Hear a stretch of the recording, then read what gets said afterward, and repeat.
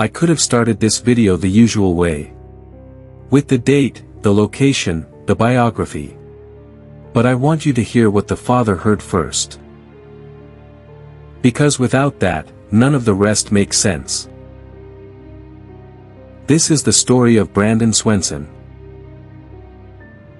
It was the evening of May 13, 2008. Brandon was a 19-year-old student at Minnesota West Community and Technical College. He had just finished his semester. He was studying wind energy, a guy with plans. In a few months, he was supposed to transfer to a university in Iowa. No legal trouble, no conflicts. Just a regular student who went out with friends to celebrate the end of classes. The group gathered in the small town of Lind. Around midnight, the party moved to nearby Canby. Close to 12, Brandon said his goodbyes, got into his blue 1998 Chevrolet Lumina, and headed home to Marshall. The drive was about 30 minutes.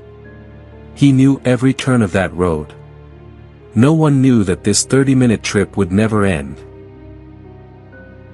And just 2 hours later, Brandon would dial a number that changed everything. Imagine this, it's 2 in the morning. The phone rings. Your child tells you he slid into a ditch and needs help. You're calm, because he's literally 10 minutes from home. You drive there. You arrive. But when you get there, no one.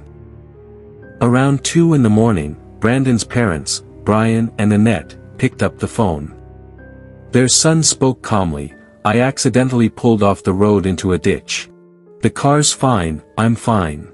I tried to push it out myself, called my friends, no one answered. Just come get me." He confidently gave them a location. Halfway between Lind and Marshall, near the bend of the Yellow Medicine River. His father knew the spot well. The kid was 10 minutes from home. The parents jumped into their pickup and took off.